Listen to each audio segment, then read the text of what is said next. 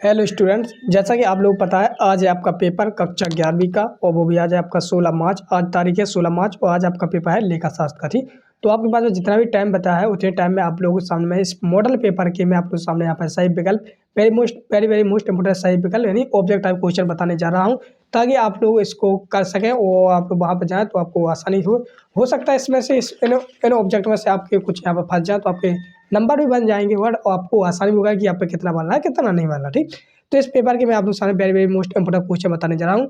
जैसे कि आप लोगों के सामने पहला लिखा है नगद भत्ता प्राप्त होता है। तो अगर आप लोगों को पता है तो आप लोग बेहिचक में कमेंट करके बताएं, ताकि मुझे पता लगे कि आप लोगों की तैयारी किस प्रकार की है आप लोगों ने और क्या आप पे बनेगा कि नहीं बनेगा। ठीक, तो यहाँ पर काफी बच्चों ने कमेंट करके बता दिया कि सर इसका ऑप्शन सही है, उधारी चुकाते समय। तो बिल्कुल सही आंसर है, इसका पहले वाला सही आंसर हो जाता है। तो इसी प्रकार से आप लोगों को कमेंट करके बताना है और आप लोग इस प्रकार से समझ भी सकते हैं, पढ़ भी सकते हैं। दूसरा है किसी इकाई के जीवन काल में जिस मूल संकल्पना पर आधारित वित्तीय विवरण बनाए जाते हैं वह है, तो वह क्या है? तो वह है आपकी लेखांकन अवधि। ठीक, ये हो जाएगा।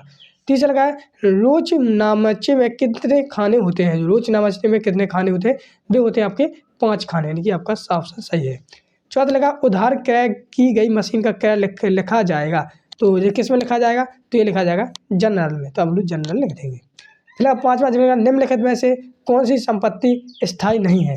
तो इसमें कौन सी संपत्ति स्थायी नहीं है? तो इसमें हो जाएगा आपका ख्याति। जो ख्याति होती है वो स्थायी संपत्ति नहीं है। फिर लगा आप लोगों के सामने आदित्य ब्याह का चिट्ठी में क्या होता है? तो आप लोगों को दायित्व में पक्ष में अलग दिखाते हैं। तो इस प्रकार से आप लोग के सामने वेरी मोस्ट इंपोर्टेंट सही विकल्प आप लोगों के सामने कंप्लीट करवा दिए हैं। ठीक, चलिए यहाँ पे इंग्लिश मीडियम वालों के लिए है। फिर इसके आगे देखते हैं हम लोग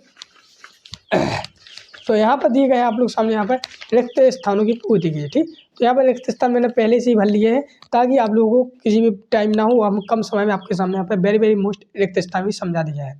तो पहला रिक्त स्थान यहाँ पर है कि पुस्तकों में किया जाता है, मतलब व्यापारी की पुस्तकों में किया जाता है, तो जहाँ पर आप लोग व्यापारी भर देंगे। दूसरा लगा वित्तीय वर्ष की अवधि होती है, तो कितनी होती है? 1 वर्ष होती है। तीसरा लगा है को दोहरा लेखा प्रणाली का जन्मदाता कहा जाता है, किससे कहा जाता है? तो लूकास पेसियोलो को कहा जाता है। उधार क्रय का लेखा में किया जाता है, तो ये किया जाता है क्रय बही में। ठीक, और द्विपक्षीय अशुद्धियाँ को प्रभावित नहीं करती है, तो क्या है? तलपट नहीं करती है। सभी प्रत्यक्ष व्ययों को खाते में लिखा जाता है, तो इसमें व्यापार लिखा जाता है। ठीक, और इसका आप लोग कमेंट बॉक्स में आंसर देना है। ठीक, से पूंजीवादी घटती है। तो इस प्रकार से आप लोग सामने यहाँ पर रिक्त स्थानों की पूर्ति हो गई।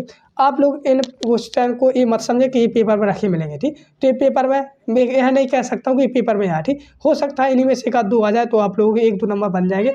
और इसी प्रकार से आप लोग करोगे तो आप लोग पूरे टोटल आपके 5 लाख तो आपके नंबर आ ही जाएंगे। ठीक, तो इस प्रकार से आप लोग समझ लीजिए।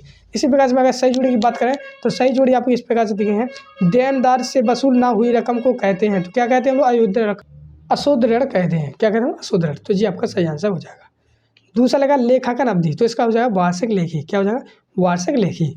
फिर इसके बाद होगा लेखांकन समीकरण, तो इसमें आ जाएगा संपत्तियों दायित्व का पूंजी मध्य। फिर यहाँ पर दैनिक व्यय का लेखा, तो इसमें खुदरा रोकड़ बही। और तलपट का योग नहीं मिलना, तो इसमें जो है उन्नत रेखा वो आदत पेंट आ जाएगा व्यक्तिगत रेखा। ठीक, चलिए अब हम लोग नेक्स्ट आप लोग सामने यहाँ पे दिया गया है एक शब्द एक वाक्य उत्तर, तो उनको भी हम करने से पहले मैं यहाँ पर बता दूँ कक्षा 11वीं वाले जितने भी स्टूडेंट इस वीडियो को यहाँ तक देख रहे हैं, तो सभी लोग चैनल को सब्सक्राइब कर लेना। बेटा सब्सक्राइब करने से यही फायदा होगा। जो नेक्स्ट पेपर आपका है हिंदी का है, ठीक, हिंदी का है ना फिर नेक्स्ट पेपर, तो हिंदी का, तो हिंदी के पेपर के लिए मैं वेरी मोस्ट इंपोर्टेंट क्वेश्चन मैंने छाट के रख लिए हैं, ताकि वो आप लोग के लिए आपके पेपर आने की अभी ज़्यादा संभावना रहेगी। साथ ही मैंने उसमें यही बताया कि आवेदन पत्र किस पे आएगा, आप लोग किस प्रकार से आवेदन पत्र लिखोगे, किस प्रकार से निबंध लिखोगे, किस प्रकार से संदर्भ प्रश्न व्याख्या करनी है, संपूर्ण सोल्यूशन बताएंगे। ठीक, तो हिंदी का पेपर को आप बिल्कुल चैनल को सब्सक्राइब करके रखना, हिंदी के पेपर को भी समझाऊंगा। अब आ जाते हैं आप लोग सामने एक शब्द वाक्य उत्तर।